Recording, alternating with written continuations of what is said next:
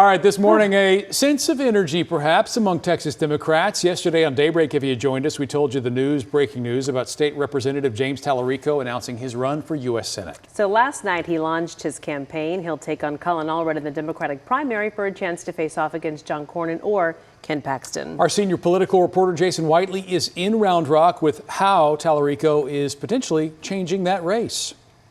I called my mom last week to tell her I had officially made the decision to run for U.S. Senate.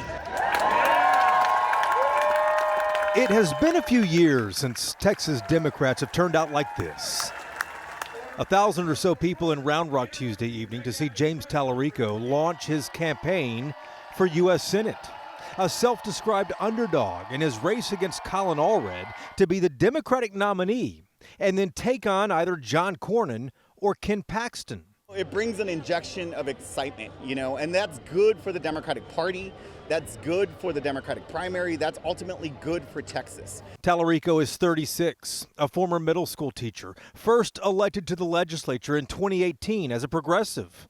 He's popular with young voters with 2 million followers between TikTok and Instagram. Talarico said Tuesday his campaign is not about left versus right, but rather top versus bottom, as he attacked billionaires with outsized influence in Texas politics. Will you refuse corporate PAC money to fund your campaign?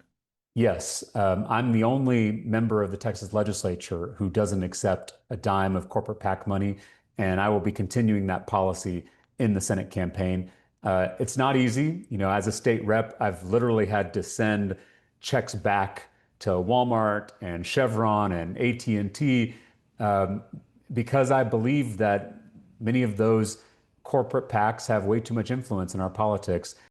This morning, Talarico says his campaign has already raised more than $1 million from small dollar donors, but in the first 12 to 24 hours of his campaign, which shows momentum.